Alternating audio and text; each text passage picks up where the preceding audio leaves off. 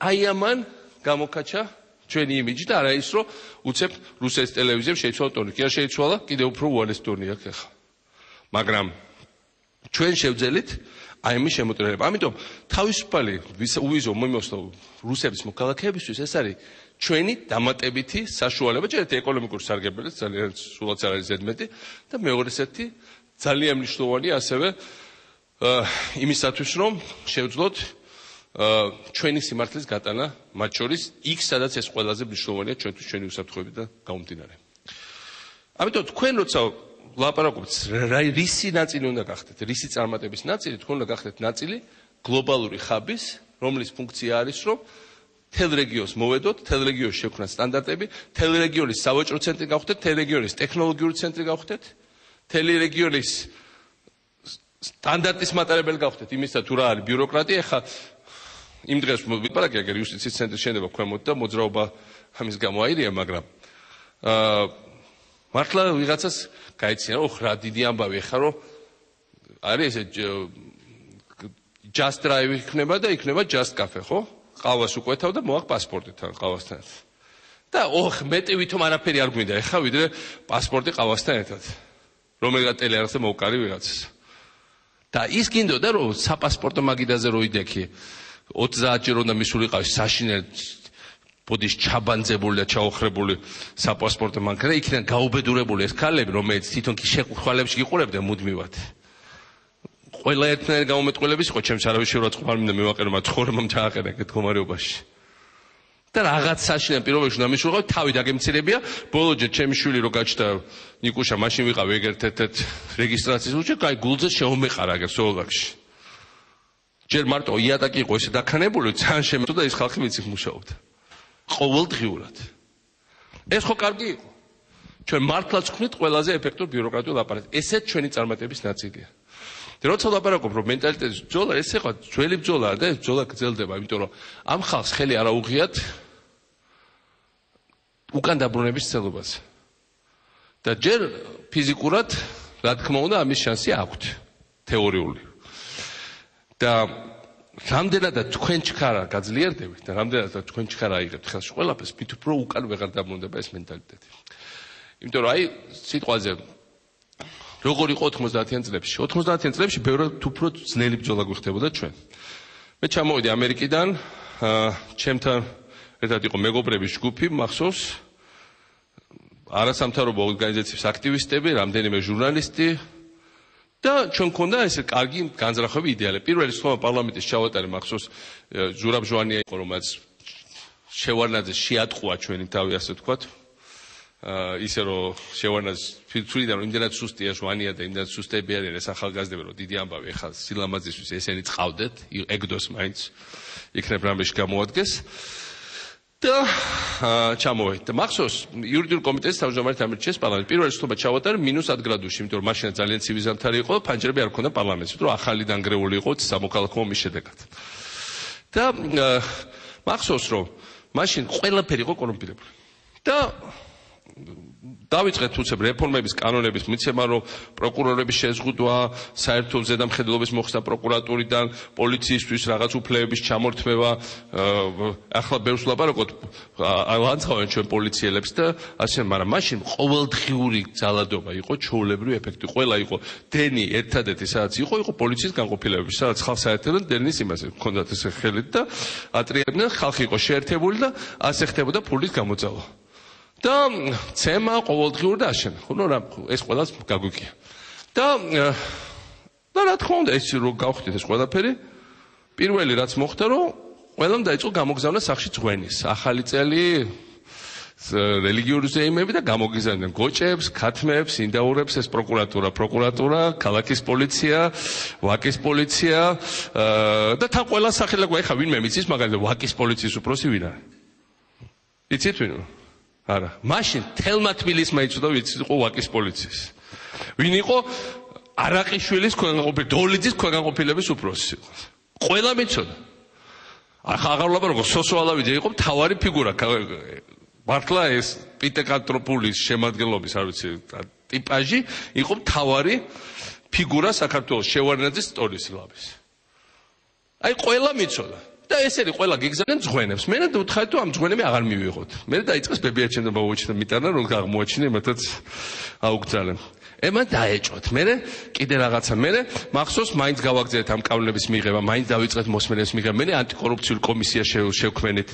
მე მახსოვს რაღაც ძალიან ძვირფასი საჩუქარი გამომიგზავნეს, ორჯერ დაუბრუნდნენ და მე ორჯერ რომ დაუბრუნდნენ, მე მესამეჯერ ჩემ შორეულ ნაცისავს გაუგზავნეს. იმან რო იცოდა ჩემი დამოკიდებულება ეყო სითავხედე დაიტოვა და ეს შემთხვევით აღმოაჩინა რამდენიმე თვის შემდეგ კიდე დავკალი და ესეც დაუბრუნებიათ რა თქმა უნდა. ნუ ამან რო არ გაჭრა და ეს მარტო ჩემი მიმართ არ იყო, ეს იყო ყველა ჩვენგანის მიმართ ესეთი წეხი.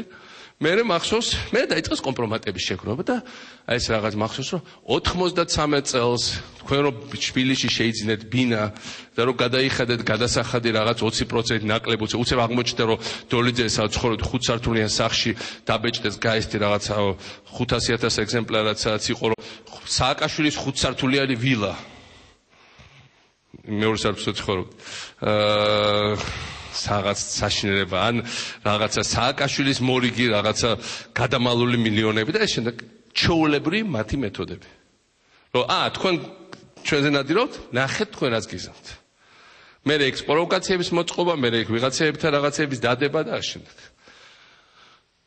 ვერ გაგვტეხეს მაინც მაგრამ ჩვენ მაინც ვიყავით უმცირესობაში იმიტომ ძალიან კარგად მახსოვს პარლამენტის უმრავლესობის ლიდერი ვიყავით და ვაკეთებთ სასამართლო რეფორმას და უზენაეს სასამართლოს თელი შემადგენლობა უნდა გამოგვეცვალა მივაღებიეთ კანონი და ჩოლე ფორმალობა იყო კენჭი უნდა გვეყარა რომ უზენაეს სასამართლოს თავმჯდომარის მოადგილე რომელიც იყო საქართველოს თავარი მაფიოზი მაშინ წარმოიდგინეთ შვილი ყავდა უბრალოდ ძმისშვილი ყავდა თავარი კილერი თბილისში ეხა გაქცეულია იმას ყავდა რამდენიმე კაცი მოკლული უამრავი დაჭრილი არც ვეღარ ჩამოთვი რამდენი ზუსტად არ არის დადგენილი დღემდე მაგრამ იმის სახე თავს არ სცემდა თელ თბილისს მაგრამ ბიძამის იყო უზენაეს სასამართლოს თავმჯდომარის პირველი მოადგილე რეალურად თელი სასამართლო სისტემის უფროსი და ამ კაცს ქონდა სრული იმუნიტეტი ვისაც უნდა მოკლავდა და ვისაც უნდა გასაცდო უზენაეს და რა თქმა უნდა ამას ყოდა გაკეთებული ყველასთვის რაღაცა პატარ-პატარა რაღაცეები და გავეხედე რომ ჩაოლებეთ ეს კაც უნდა გადავაყენოთ და ფიქრობდი რომ ეს ფორმალობა რა სამჯერ უყარეთ კენჭი და სამჯერ ჩავარდა თელი პარლამენტი ეჭდა ჯიბეში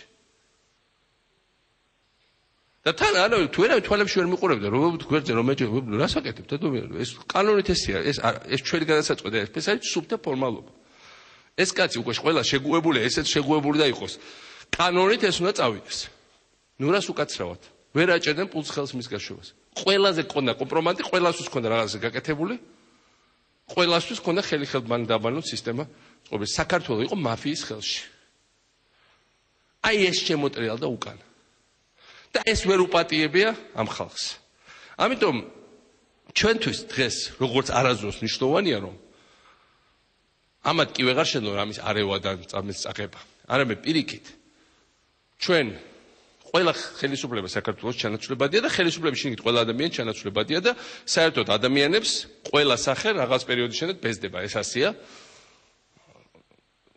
შეყვარებულები შეიძლება მოგბეზდეთ განსაკუთრებით თქვენ ასაკში შეიძლება რაღაც უახლოესი ოჯახის ვიღაცებს ეს და ზოგ შობლები შეიძლება მობეზდეს ეგ არ ვიცი ეგეთ ხალხს არსებობს მაგრამ მით უმეტეს პოლიტიკოსები ხო არის და არის პოლიტიკოსები ჩაოლები მოვლენია რომ არც შენი მამა, არც დედა, არც ცოლია და არც ქმარია. შეიძლება მოგბეზდეს და უნდა მოგბეზდეს. ყველა პოლიტიკოსი ჩანაცვლება ხდება, ყველა პოლიტიკური პარტიის თანათან ჩანაცვლება ხდება, ეს ასე ხდება, მაგრამ ჩვენთვის მნიშვნელოვანია, რომ პოლიტიკური კლასის ჩანაცვლება გადახორციელდეს საქართველოში ისე, რომ შემდეგი გაცემა, შემდეგი ალტერნატივა იყოს არა ძველი მენტალი კორუმპირებული, ჩაშმორებული, მუმიფიცირებული მენტალიტეტის მატარებელი და სხვადასხვა ასაკის შეიძლება იყვნენ ეს ელემენტები. არამედ ახალი თაობა, რომელიც თნიათ ახალი თამაშის წესებით აგებული. რომლისთვისაც სისუფთავე პოლიტიკაში არის ჩაოლებრივ რაღაც. მე მოგიყევით ის ისტორია რა. თუ თქვენ გინდათ რომ თუ თქვენ სიამოვნებას განიცდებთ ძვირფასი საჩუქრები, ძალიან დიდი ფუფუნება უნდა წახვიდეთ ბიზნესში. და ეს საჩუქრები არ უნდა საჩუქრებს არავინ არ იძლევა უფასო რაფერი არსებობს, მაგრამ თქვენი ფულით მოიპოვოთ. თუ გინდათ პრესტიჟი სახელმწიფო სამსახურში და თუ განიცდებთ სიამოვნება რომ ახალ ქვეყანას ქმნით მაშინ უნდა წამოხვიდეთ სახელმწიფო სამსახურში, იქაც რა თქმა უნდა იყოს ისეთ ხელფასები, რომ ადამიანმა აიღოს კრედიტი, აიღოს ბინა, კრედიტი აიღოს მანქანა, გრძელვადიანად რაღაც პირობები ქონდეს, მაგრამ ეს არ იქნება შედარება არანაირი შედარებით უფრო ჩქარფულთან, ან დიდ ფულთან, იმიტომ დიდი ფული არასოდეს არ იქნება სახელმწიფო სექტორში, როგორც უნდა გამდგეს საქართველოს, ხელფასები ვერასოდეს ვერ იქნება ასეთი. ამიტომ არის სხვადასხვა გზა, მაგრამ ეს არის ახალი მენტალიტეტი უკვე. ადამიანი ეს ეფუძნება ადამიანის თავისუფალ არჩევანს, რა უნდა მას. ამიტომ შემდეგი ეტაპი არის ეს უნდა გადავცეთ თუ როცა მოხდება ეს გადაცემა, უნდა გადავცეთ ისეთ თაობას, რომლიდანაც უკან დაბრუნება უკვე აღარ არსებობს. ამიტომ არის დღეს დიდი ბრძოლა ერთ მხრივ ახალი თაობის ჩქარა მოყვანისთვის, ახალი მენტალიტეტის ბოლომდე ჩქარა დამკვიდრებისთვის და მეორე მხრივ კიდევ უფრო შეიძლება ნაკლებად უკვე საშიში, მაგრამ კიდევ უფრო გააფთრებული ბრძოლა ძველი მენტალიტეტის გადამუშავებელი ნაწილისთვის, რაღაცა გადამუშავებელი, რაღაც რეპაკეტირებული ნაწილისთვის, რომ იქნებ როგორ მოვიდეთ უკან. მაგრამ რო გადავიდეთ კონკრეტულ რაღაცებს. რა გვაქვს ახლა რა უნდა უახლოესი მედიუში. 25,000 სტუდენტისთვის საფხუში სამუშაო პროგრამა, იმიტომ თავი რა იცვლება დღეს ადამიანის დამოკიდებელ შრომის მიმართ. დღეს ახალგაზრდას აღარ წინ შრომა. ადრე ხო ჩვენი ის რა იყო, აი, ოფიციანტი გემსახურებოდა რესტორანში. და ისეთ სახით გიყურებდა ხანდახან, რომ ეხა მე აქ უნდა ვიდგე და გემსახურებოდა. გეგონება ამაში ხელფას არ იღებდა, ხო? ან ხშირად გავგია 3 დიპლომი მაქვს და ტაქსივ გავზივარ. შრომა რომელიც შენ ოჯახს აჭმევს, არც ერთ შემთხვევაში არ არის დასაწყისი. უნივერსიტეტში რო სწავლობდი ნიუ-იორკში, მე თვითონ ისტორიულად ვეძებდი ხან საათში $5 შრომას, ხან $6, ჩემი ცოლი მუშაობდა პიცერიაში $5 საათში და ჩვენი 4.5 დავიწყეთ და ბოლოს ავიდა $6 და ჩვენი ყველაზე დიდი სიამოვნება იყო უფასო შეგველოთ დღეში ერთხელ პიცერიაში შეგვეჭამა. მახსოვს ესე თქვა ჩი პიცერია, თქვა ვიღაც ეგვიპტელების გახსილი პატარა ბინძური რაღაცნაირი პიცერია. ალბათ დიდი ხანი დახურული. მაგრამ რატო ყვები ამას, რომ ისე გვიხაროდა ეს საჭმელი, ისე გვიხაროდა ყოველი ეს $, როგორც მოპოვებდი, ეს არის ჩაოლებრივი რაღაცა. დღეს პიცერიაში მუშაობ, ხვალ იქ მუშაობ, ამერიკაში ეხაც რო ვიყავ, ეს მელაპარაკებდნენ ოფიციანტები რა. ზოგი იყო მაგისტრატურას სწავლობდა სადღაც, ზოგი შემთხვევით ერთ სამსახურიდან გამოშვებული იყო, სადაც თავისი ბიზნესი ჰქონდა დახურა და მეორეში მიდიოდა, მაგრამ იმას არ ცხოველოდა. მეც ეს დღეს ოფიციანტია, ხვალ ისევ რაღაც ბიზნესი ექნება, ზეგის ჩაოლებრივია. სოციალური მობილურობა არის ჩაოლებრივი რაღაცა, შრომა არის დასაფასებელი. და ეს არის განსხვავება. და სხვა შორის ეს არის სერიოზული განსხვავება, იმიტომ რომ და მათ შორის სამწუხაროდ მენტალურად, იმიტომ რომ აი ხა გუშინ შევკრიფეთ თუ დღეს საწუმროების ფლობელები შექმნით ძალიან მაგარი ახალი ტურისტული კოლეჯი და საშინელი ენთუზიაზმი ახალგაზრდებში. სწავლა არის ინგლისურად, არის უცხოური პროგრამები, დიმამიცის, ეკონომიკასთან ერთად და ყველა მათ კურსდამთავრებულის შეიძლება მუშაობა და უკვე რიგია კატარში, დუბაიში და ევროპულ ქვეყნებში ამ დიპლომით იმუშავა. საშინელი ენთუზიაზმი ახალგაზრდებში. ჩამოვყავით სასწავლოს ფლობელები რამდენიმე რეგიონიდან და ვეუბნებით, რომ აი ყავს ესეთი სხვა ხარისხის უკვე სტუდენტები და ხვალ გამოიჩენთ ინიციატივას, რომ და სტაჟირებაზე იყავით, შეხედოთ, იყურებიან და ეძახიან. თუ დაგვავალებთ, გავაკეთებთ. არის მეჭედი, არავინ არავის არაფერს აღარ ავალებს. ჩვენ გვინდა ის, რაც მათთვის არის უკეთეს, რომ მათი ბიზნესი განვითარდეს. დღეს 10 ნომრიანი სასტუმრო, ხვალ გვინდა 40 ნომრიანი გქონდეს, რომ მეტი ხალხი დაასახვას ბოლოს და ბოლოს 5 მილიონი ტურისტი გვეყოლება, თუ არა 2 წელიწადში, 3 წელიწადში ნამდვილად. შეიძლება 2 წელიწადშიც. არავინ არ დაგავალებს, მაგრამ შენ თვითონ ვერ უნდა მიხვდე, რომ შენთვის მომსახურების ხარისხი არის უკეთესი, ხო? ეს ახალგაზრდა უკვე ხვდება. რომ უნდა კვალიფიკაცია იმაღალოს იშრობას, გაიხიმოს მეტი. რაღაცა გაიქცე და დღეს იქნება 2 წელი იმუშავებს ოფიციანტად, ხვალ იმუშავებს თავის პატარა ბიზნესს გახსნას, ეგ შეიძლება აირჩიონ პარლამენტში, ან გახდეს რაღაც კიდევ უფრო დიდი ბიზნეს ფლობელი, მასზე შეიძლება შაშკინის ადგილზე დანიშნოს მინისტრად, ეს ჩაოლებრივი რაღაცაა. ადამიანი როცა შრომობს, ის დღეს პიცერიაშია, ხვალ პრეზიდენტია, ზეგ ასე შემდეგ და ესე ხდება, ხო? ეს არის განსხვავება მენტალიტეტში. ამიტომ ჩვენ გავაკეთებთ ამ 25,000-იან პროგრამას, ოღონდ ამჯერად ის კი არა ფორმალურად რაღაც, რომ ადრე რო იყო ხშირად. რომ ტელევიზორის წინ ქუჩაში დავატყავებდი ცოცხებს და მე 10 წუთში გადაყრდა და წავიდოდი სახლში. ეს რაღაც ხელზე მიიღებენ ნამდვილს 500 ლარს ხელზე. ესე 400 ლარ 400-ზე ცოტა მეტი. ესე იგი ერთი თვეთ უნდაც ეს, მაგრამ ეს არის ასევე ლიდერთა სკოლა, ეს არის ტექნიკური სასწავლებლები, სადაც ჩვენ გავატარეთ 27,000 ადამიანს, რომელთაც ვაძლევთ იმ პროფესიას, რომელთაც ისინი ევროკავშირში შეეძლებენ ასევე მუშაობას თუ მოინდო, მაგრამ მე დარწმუნებული ვარ, საქართველოში იქნება ისეთი მოთხოვნა, რომ არსაწასვა მათ არ მოხდება. ჩემი პროგნოზია, რომ მაქსიმუმ 3 წელიწადში საქართველოში იქნება დეფიციტი სამუშაო ადგილების, თუ აი მაგალითად იქნება დეფიციტი დურგლების, იქნება დეფიციტი სხვა სამშენებლო პროფესიების, სიტყვაზე ესეთ პროფესია, რომელიც გიჭირავს ხელში, იქნება დეფიციტი ინფორმატიული სფეროს სპეციალისტების, იქნება დეფიციტი და იქნება ნაკლები შეთავაზება. ამიტომ ახლავე აბაზე მუშაობ. 7,000 კაცი ტექნიკურ სასწავლებლებში, 20,000 კაცი პროფორიენტაციის კურსები, ინგლისური, კომპიუტერი და პროფესიული ორიენტაცია ზოგადი, რათა ადამიანს მივცეთ მიმართულება. იმიტომ ხშირად პრობლემაა, ხო? 15-16 წლის ახალგაზრდა იძახის, რომ არ იცის რა უნდა ცხოვრებაში. ასეთიც ბევრი გვინახავს. ეს უნდა დავამთავროთ. ადამიანმა უნდა იცოდეს მუდმივად რა უნდა. სხვა შორის ძალიან წინ წამოიწია ტექნიკურმა სპეციალობებმა.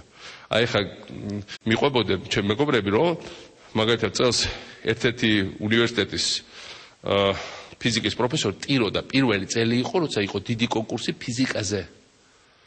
საბჭოთა დროსაც კი საქართველოში არ იყო კონკურსი ფიზიკაზე და ეს ძალიან მიხარია, იმიტომ რომ აი ამ სფეროს სპეციალისტებმა გააკეთეს ახალი ჩვენი იარაღის ნიმუშები და მარტო იარაღზე კი არა ვარ დაციკული. იარაღი უბრალოდ ჩემთვის ნიმუშია, რომ ტექნოლოგიური წარმოება შეიძლება აეწყოს საქართველოში. სინამდვილეში სინგაპურმა იარაღი დაიწყო, მაგრამ ისეთ მაღალ ტექნოლოგიებს შექმნა, მერე რომ და ასევე იყო ისრაელი, ისლამმა იარაღი დაიწყო და ეხლა ნანოტექნოლოგიებს გადავიდა ყველაფერი დანარჩენი. ეს არის ის, რომ შენი კონდეს და არავის ხელის შემყური არ იყო.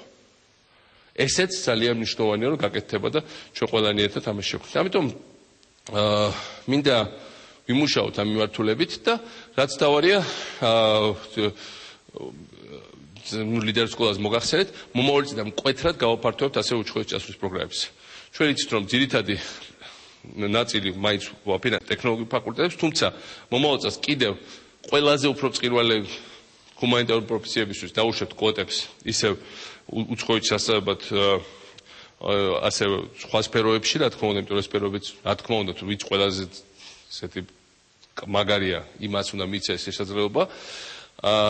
მომავალ წელს შეიძლება ვეღარ მოვასწროს, მაგრამ მომავალ წელს 5-6,000 ქართველს, ვინც კარგ ზაფხულის სკოლებში მოიპოვეს მოწვევას, და თელი ჩემი სტუდენტობა ზაფხულის სკოლებში დავდივდი, ხან სტრასბურგში, ხან ჰააგაში, ხან ფლორენციაში, ხან ამერიკულ სკოლაში. არც ერთი ზაფხული არ გამიცდენია, რომ ზაფხულის სკოლაში არ მესწავლა. ხანდახან ორ ზაფხულის სკოლაში სწავლობდი. ყველა მოუწოდებ ყველას, რომ ზაფხულის სკოლებში წახვიდეთ უცხოეთში და ისწავლოთ. და მომავალ წელს 5-6,000 ადამიანს მივცემთ გზავრობის ფულს და მივცემთ შეიძლება 10,000-ამდე წავიდეთ, დავთვალოთ, რა ვიცი, იმიტომ რომ ყველა ვინც ნორმალურ სასწავლებელში მიიღებენ სასწავლებლად 1 თვით, 3 კვირით, 5 კვირით, 6 კვირით, ყველას დაგიფინანსებთ გზასაც და იქ ვნახოთ რა ისინი რაც დააფინანსებენ, დანარჩენ ნაწილს ჩვენ დაგიფინანსებთ. ესეც იქნება, რომ ჩვენ გვინდა მაქსიმალური რაოდენობის ხალხი დროებით გადიოდეს სასწავლებელად. ეს არის ძალიან მნიშვნელოვანი. ასევე ძალიან ბევრი უცხოელი პედაგოგი ამ ხნით ჩამოვიყვანოთ. იმიტომ რომ არ შეიძლება აი ხა ამდენი სამედიცინო დაწესებულებები შევქმნით, ამდენი საავადმყოფო გავხსენეთ. ყველაფერთან ერთად ახალი ტექნოლოგიები შეუძლებელია თუ არ იცი უცხო ენა. არ შეიძლება რომ დღეს იმიტომ რომ თარგმნოთ ქართულად ეს სახელმწიფოები ეს არ იქნება სტამბისი შეშრობილი რომ უკვე დაძველდება ეს სახელმწიფო სულ იცვლება ტექნოლოგიები. სულ ინტერნეტში უნდა იჯდეს სტუდენტებს სწავლობდეს. და სულ უნდა ყავდეს, ამიტომ უნდა ფლობდეს ენებს. არ შეიძლება ეს არ იყოს. ამით და ბოლოს სამედიცინო ტურიზმი უნდა განავითაროთ, სხვა თუ არაფერი და ამით შემოსავალი და ამიტომ ძალიან ბევრი უცხოელი პროფესორიც უნდა ჩამოვყოთ, რომელიც ჩვენ როგორც აი ამერიკულმა მასწავლებლებმა ამოწიეს რაღაც ბევრი რაღაცა ცოდნა მიცეს ასევე სხვა რაღაცი დაანახეს ბევრი რაღაცა ჩვენ მასწავლებლებს, ხო ჩვენ მასწავლებლებსაც თავის ბევრი პლუსი აქვს. არასწორად არ გამიგოთ, მაგრამ ისინიც ახალი მოაქვთ, ხო? ყველა სისტემა უნდა იყოს გახსნილი. ასევე უნივერსიტეტში ჩვენ ახლა კვოტები დაუშვით ძალიან ბევრი უცხოელი პროფესორების, საქართველოში უნდა იყოს ბევრი უცხოელი პროფესორი. წელს ბათუმში გაიხსნება ტექნოლოგიურ უნივერსიტეტის პირველი რაღაც ნაწილი. ჩემთვის ძალიან მაგარია, ძალიან მაგარ შენობას ვაშენეთ, იცით რომ სისუსტემა არქიტექტურის მიმართ, მაგრამ ამის გარდა ახლა ჩამოდის 3 ამერიკული უნივერსიტეტი, ძალიან მაგარი უნივერსიტეტები, ვინც დარჩა, ამათგან ავარჩევთ ერთს. წელს დაიწყება პირველი რაღაცები და მომავალ წელს სრული მასშტაბით გაიხსნება ნამდვილი ამერიკული სრულფასოვანი ტექნოლოგიური უმაღლესი კლასის უნივერსიტეტი ბათუმში, საქართველოს მასშტაბით მოიმსახურება იქნება რეგიონალური უნივერსიტეტი და იმ პირობებში, როცა ტექნიკური სკოლები გვაქვს ამერიკელებთან გაკეთებული ევროკავშირთან, იმ პირობებში, როცა სხვა სკოლები წამოწიეთ, იმ პირობებში, როცა უცხოენები მაგრამ ვრცელდება ისე როგორც არც ერთ ყოფილ საბჭოთა რესპუბლიკაში, ტექნოლოგიური უნივერსიტეტი იქნება ამის გვირგვინი. და ესეც იქნება ჩვენი განათლების სისტემის ნამდვილი გარღვევა, იმიტომ რომ საბოლოო ჯამში განათლების სისტემა არის ყველაფერი. აი ეს არის ძირითადად რისი თქვაც ბევრი ველაპარაკე მინდოდა. ამასობაში მე დარწმუნებული ბევრი კითხვა გაჩნდებოდა Facebook-ზე, მაგრამ არ მინდა მე მოგვიანებით გავცეთ ამას პასუხებს. თქვენ რა თუ ერთ-ორ კითხვას აქ გავცემ პასუხს. აბა ხო. მოგესალმებით ბატონო პრეზიდენტო. უპირველეს ყოვლისა, ჩემი კითხვა არის წმინდა სტუდენტური კითხვა, ეს შეიძლება ითქვას, იმიტომ რომ მოგეხსენებათ უამრავი რამ განხორციელდა განათლების სისტემაში მცირე შესავალს გავაკეთებ. უპირველეს ყოვლისა, როდესაც ეროვნული გამოცდები დამკვიდრდა, ამით მოსწავლეებს მიეცათ იმის სტიმული, რომ ჩააბაროთ უნივერსიტეტში, რადგან სამართლიანი გამოცდები მათ მისცემს შესაძლებლობას, რომ აიღოს სახელმწიფო გრანტი და ეს გარდა იმისა, რომ ფინანსურ მდგომარეობას გაუმჯობესებთ, დადებითად აისახება ოჯახის, ასევე რაღაც პირად სიამაყეც არის და თავდაჯერებულობაც არის და გარდა ამისა, უკვე შემდეგ სტუდენტობის დროს мотивაციას ქმნის ის, რომ დაიწყებ სამსახურს. უნივერსიტეტში ვიღებ საკმაოდ მაღალი დონის განათლებას, ოღონდ თეორიული კუთხით. მაინტერესებს რეალურად თუ იგეგმება სახელმწიფოს მიერ აი სტაჟირების ინსტიტუტის გაძლიერება, მაგალითად, თუნდაც საჯარო სამსახურებში, ან კერძო სექტორში და ასევე თქვათ გასვლითი პროგრამები, აი თქვენ ახსენეთ კიდეც საზაფხულო სკოლა, რაც მართლა მნიშვნელოვანია და აი რამდენად შემდეგ წლებში თქვათ სახელმწიფო უფრო გააძლიერებს ამ მიმართულებით მუშაობას. დიდი მადლობა. ჯერთი თქვენ ნახეთ რომ ჯერთი აქ არის ორი უნივერსიტეტი, კერძო უნივერსიტეტი და სახელმწიფო უნივერსიტეტი და ეს არის ძალიან მნიშვნელოვანი, იმიტომ რომ ეს კონკურენცია თავისთავად წარმოშობს კონკურენციას ასევე საბუშაო ბაზარზე და რამდენიც ვიცი ორი უნივერსიტეტს მაინც დასაქმების საკმაოდ მაღალი ხარისხი აქვს. მაგრამ თავი რაც არის, რომ სისტემა იყოს მაქსიმალურად გახსნილი. პირველად ჩვენ გვაქვს ეხლა სრულიად კონკურსის სისტემა, აი როგორც ელექტრონული ტენდერები შემოვიდა ყველგან, ასევე კონკურსის სისტემა ყველა უმაღლეს სასწავლებლისთვის, გამოშვებულებისთვის, ყველა სახელმწიფო დაწესებულებაში. იმიტომ რომ არაფერი ისე კარგად არ მუშაობს, როგორც კონკურსის დაყვანილი ხალხი. მე თავის დროზე ვიყავი იურიდიულ კომიტეტის თავმჯდომარე პარლამენტში, პირველად დავნერგე სიამაყით მინდა ვთქვა ეს სისტემა საქართველოში. და ვინ ავიყვანე კონკურსს მაშინ აი სიტყვაზე ჩვენ კომიტეტში პარლამენტს ავიყვანე რამდენიმე რო ჩამოგითხოვოთ. ავიყვანე გიორგი პაპუაშვილი საკონსტიტუციო სამართოს თავმჯდომარე, ავიყვანეთ ზურაბ ადეიშვილი, ავიყვანეთ უბრალოდ შორს წამოყვას ჩამოთო რამდენიმე ძალიან ცნობილი ადამიანი, ვინც კონკურსი გაიარა, ყველა ზოგმა გაამართა, ზოგმა არა, მაგრამ ძალიან უმეტესობა სერიოზულად წავიდა ცხოვრებაში წინ და ყველა ეს ადამიანი ვიპოვეთ აი ესე ქუჩიდან მოსული კონკურსით და რო შეგეხედათ, არც ერთი არ იყო არც დიდრული ოჯახები და არც რაღაცა ცნობილი ხალხი და ეს იყო სულ ძირითადად აი ეს აუთსაიდერები, რომელიც აი ეს მერიტოკრატია, ამიტომ არის ძალიან მაგარი რაღაცა. ეს ეხება ზუსტად ეხლა ამ სტაჟირების ყველა სტაჟირება არის საუკეთესო გზა რომ ადამიანი ნახო და ამიტომ სტაჟირებების რიცხვს ჩვენ კვეთად გავაფართოვებთ და მათ შორის უცხოეთში სტაჟირებებიც იქნება, ამაზე ცალკე პროგრამა გვაქვს ჩვენ იმას ეხა, იმიტომ რომ ეს ასევე არის მეორე კუთხე, რითაც შეიძლება ადამიანს შეხედო და შეამოწმო ასევე და ამაზე ჩვენ ფულს დავხარჯავთ, იმიტომ რომ ეს ასევე საბოლოო ჯამში ჩვენ ახლა საინტერესო რაცაა უცხოეთში ვიც გავუშვით თან ჩვენი პროგრამებით 99% დაბრუნდა უკან. მე მგონი არც ერთ ქვეყანას არ აქვს ასეთი მაღალი დაბრუნება. ძალიან მაგარია რა. ახალგაზრდა ბრუნდება უკან. ამაზე უკეთეს დასტური რატომ უნდა იყოს ეს პროგრამა, მე არ ვიცი. კიდე რა მეკითხა რა?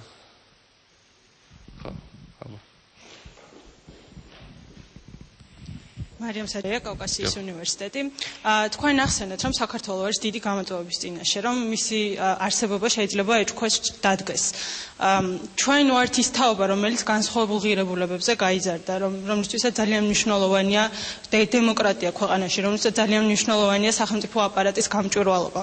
თქვენი აზრით, რა მიმართულებით უნდა განვითარდეს საქართველო და რა ეტაპს უნდა მივაღწიოთ ჩვენ, რომ საქართველო იყოს სტაბილური ქვეყანა, მიუხედავად იმისა, თუ ვინ იქნება პოლიტიკურ სათავეში, რომელი გუნდი მოვა პოლიტიკურ სათავეში. მე სხვა შორის მაკითხვას გაგეცით უკვე ნაწილობრივ პასუხი.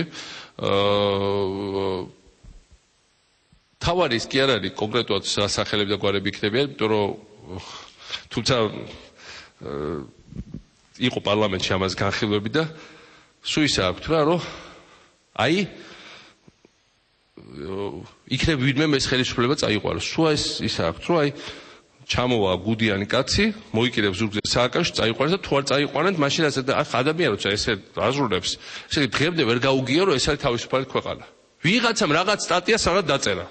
Pravda რო წერდა ხოლმე ადრე ჩემ ბავშვობაში, Pravda-მ დაწერა, ნუ ალბათ ბრეჟნევიც ეგრე ფიქრობს და რო ფიქრობდეს ბრეჟნევი ეგრე რა ჩვენ. და ვიღაცამ დაწერა და თქვენ სიტყვაზე ვიღაცა პოლიტიკოსი ესე ფიქრობს, მე რა ჩვენ ხო ჩვენი ქვეყანა გვაქვს. მე სად ვიპოვი ვიღაც ჟურნალისტს ან ვიღაცა ესეც რო იყოს, მაგრამ ამას არავინ არ გაკადრებს და არასოდეს ამაზე ლაპარაკი არასოდეს არ არის იქ. მაგრამ ჩვენი მენტალიტეტია ასეთი ზოგიერთის. რომ უცხოეთში განისაზღვრება სადღაც რომ ჩვენ კი არ წყვეთ. დაჯდებიან მოსკოვში, ვაშინგტონში, მე არ ვიცი შანხაიში და ისინი ჩამოჯდებიან, ჩამოწერენ და გაანაწილებენ. ნუ რას უკაცრავად. პირველი რაც თქვენ მათაობამ განსხვავებულმა იცის, განსხვავებით იმათგან, იმ დანარჩენებისგან, ვინც იმ მენტალიტეტში და კიდევ ერთხელ ეს ასაკობრივი არ არის, იმიტომ რომ ძალიან ბევრი ხირსეული, უფროსი ასაკის ადამიანი ზუსტად ესევე ფიქრობს, როგორც მე და მეც აღარა ვარ პატარა. იცის რომ ჩვენ ქვეყანა, ჩვენი თავი ჩვენამდე გვეყუდნის. ეს თქვა ილია ჭავჭავაძე. ჩვენი თავი ჩვენამდე გვეყუდნის, მათ შორის პოლიტიკოსების და პოლიტიკური კლასის შერჩევაში. და ამას ვერავინ ვერ გადაიბარებს და არავის არ გადავაბარებთ. და მარტივი, რა სამწუხარო ამბავია ზოგიერთთვის, ეს ერთი. მეორე. ყველა მაინც გამოიცვლება და ყველას ჩანაცვლება მოხდება. კიდევ ერთხელ ვიმეორებ, ადამიანებს სახეები ბეზდებათ, ყველას ყოველ სიახლე უნდათ და ეს ასეა ჩვეულებრივი და ბოლოს ახლები მოდიან და იმათაც უნდათ ახლა რაღაც, ხო ეს ასე. მაგრამ ჩვენი ამოცანა რომ შეუქცევა და დამკვიდრდეს ახალი მენტალიტეტი. კანონის უზენაესობა. კანონის მისდა პატივისცემა. აი კრიმინალთა ბრძოლა, ხო? ჩვეულებრივი რაღაცა. წესრიგი ხო ყველა დონეზე დამყარდა. ჩვენ ვართ დღეს ყველაზე უსაფრთხო ქვეყანა ევროპაში. ყველაზე უსაფრთხო ქვეყანა ევროპაში, კიდევ ერთხელ. ვის შეიძლება ამაზე ოცნებაც კი. აი ამას წინათ რუსები წერდნენ, რომ страна гзинет преступление. ხა ზედმეტ მოვიდოთ. არის, მაგრამ ყველა ხუჯე ნაკლებია რუსეთში.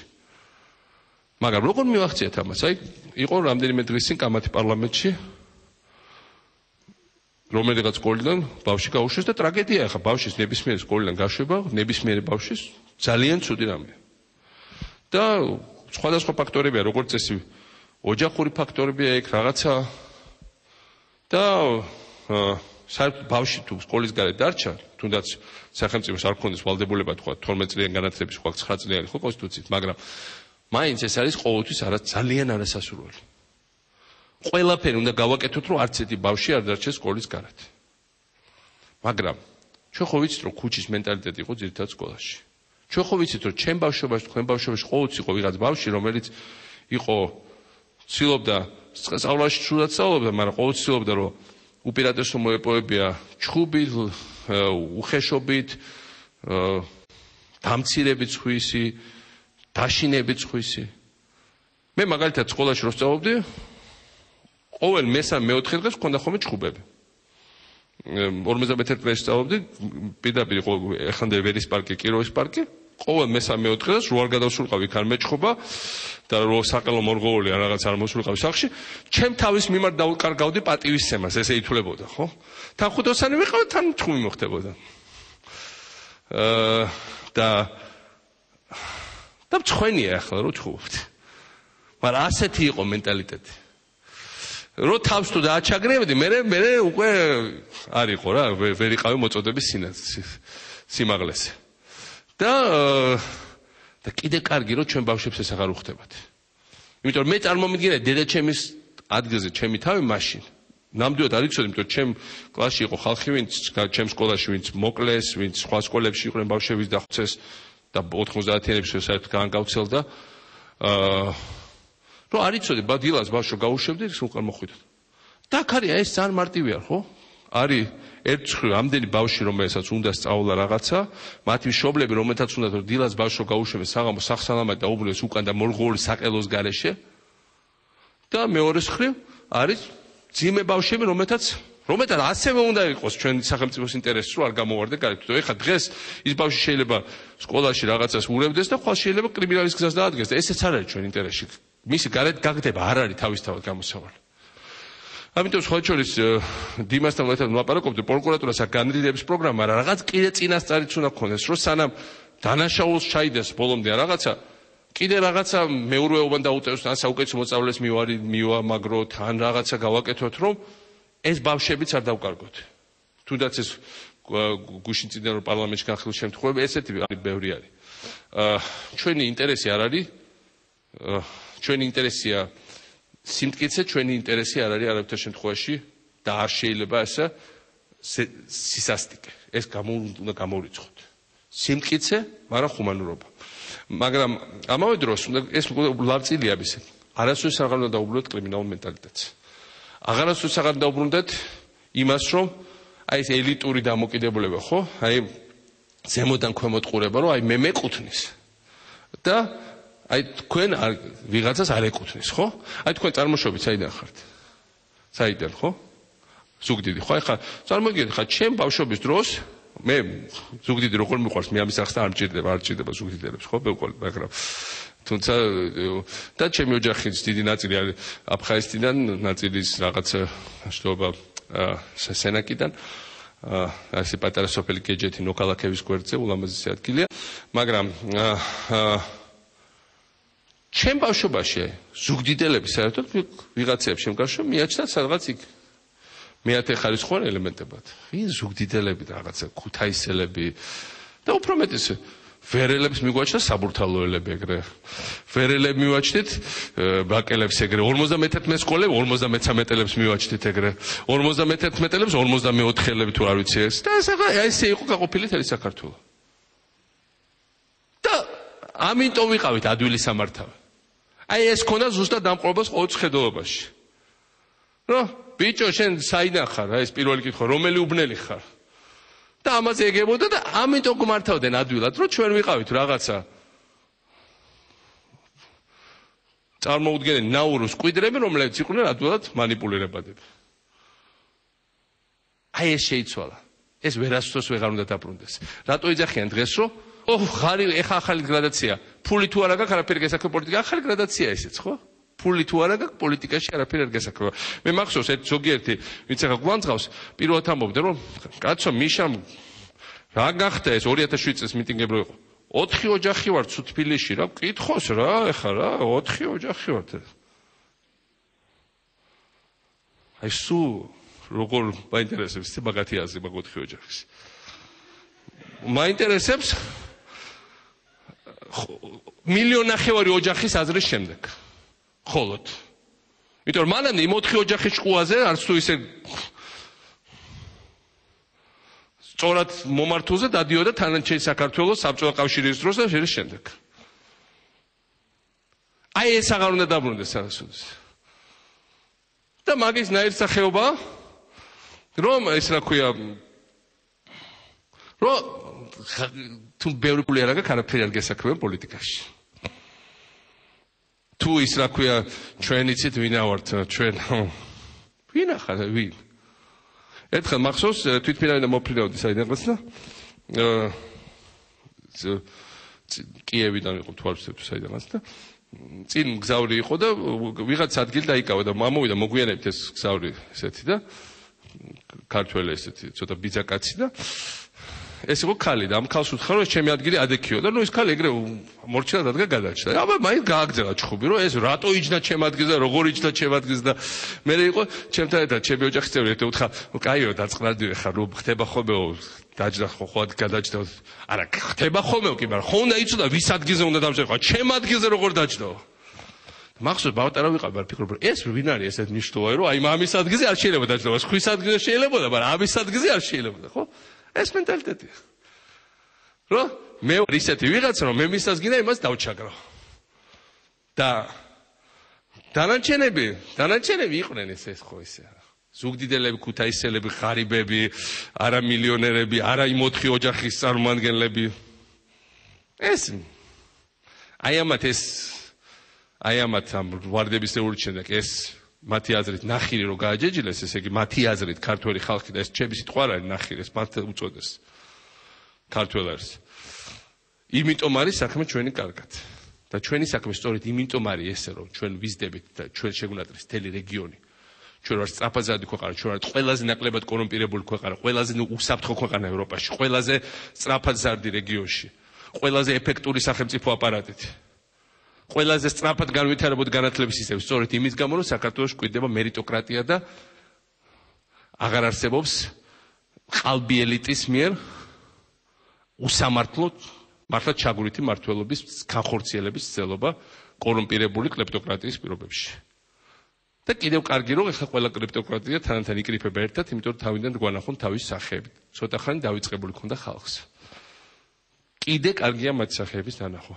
რაც სხვა შორის საბოლოოდ ჩააბეტონებს ახალი თაობის გაუხსნის გზას პოლიტიკაში, იქნება არა ჩვენი რიტორიკა, არა ჩემი უკვე 40 თითქმის 1 საათიან გამოსვლა აქ, მადლობთ რომ დამითმეთ და ბოდიშუხტი თუ იმეს ტელეეთერი მოპარე. რაც საბოლოოდ ჩააბეტონებს, რომ იმათ ხშირად უნდა შეახსენონ თავის საზოგადოებას. ხშირად აჩვენონ თავის სახე. იმიტომ რომ ყველას უნდა გაახსენდეს, რომ ჩვენ გვაქვს ძალიან ბევრი პრობლემა დღესაც, რაც უგვახსოვს.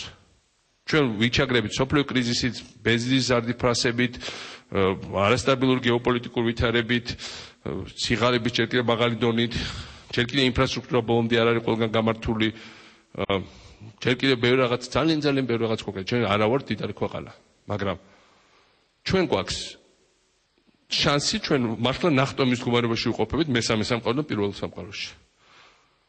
ერთად ვით შეიძლება ნახტომიდან ჩამოხსნას არის რომ ესენი თუ აღწვდენ და ახდენ ისეს რომ მაღალ რომ აღწვდენ და ჩამოხსნან. და თუ იმდენი ფული დააწყეს რომ ზედან ფულზე შეჩოცდნენ შეძლეს ჩვენი ჩამოხსნა. მაგრამ არ არის რაოდენობა ფულის, თუნდაც ეს რუსული ფული იყოს, რომელზეც წამოყურდები, იმიტომ რომ საკმაოდ მაღლა არის საზოგადოება უკვე აღბტარი. და აუცილებლად ჩვენ გადავალთ სხვა მდგომარეობაში. და ჩვენ ნამდვილად და რაც უფრო შეახსენებათ, რომ რას ნიშნავს და ხშირად ეს არის მე მუმიფიცირებულს ვეძახი, მაგრამ ჯერ ერთი მართლა პოლიტიკური მუმიფიცირებული ასუფთავ და ჩემ ბავშვობაში იყო კინოთეატრი გაზაფხული თბილისში, სადაც ფილმი მუმია ნამღლანახი მაქვს დაახლოებით 34 ჯერ, იმიტომ სხვა არაფერი არ გადიოდა. ხო და აი იმ კინოს და მახსოვს ძალიან გავს ზოგიერთ მათგანის პოლიტიკურ სახეს, აღარ მინდა ფიზიკურ სახეზე ვილაპარაკო ეს. არ არის საქმე. ის რაც იმ ფილმში მახსოვს ბავშვობიდან. მაგრამ ისინი ფილმში ბრუნდებიან უკან. და ეს ნახეთ, ეს ჩვენი ქვეყანა, ჩვენი ლამაზი ქვეყანა, რა უნდათ აქ მუმიებს მმართველობაში. თქვენ უნდა იყოთ მმართველობაში. ახალი თაობა უნდა მოვიდეს. გასხივოსნებული, გაბწყინებული თვალებით, ოპტიმიზმით, სხვა ფასეულობებით, სხვა წმენით, სხვა საკუთარ თავში დაჯერებულობით. და მაშინ რა თქმა უნდა საბოლოოდ ჩაუბეტონოთ ის რისით ჩვენ პატარა რაღაცზე დაწყებას შევძელით მე ძიმამ და სხვებმა, ვინც უკვე ძალიან ისეთ ასაკში გადავდივართ და მართლა ჩვენი ამოცანა რომ მაქსიმალურად განვითარებოთ გზა. დიდი მადლობა რომ მომწანით.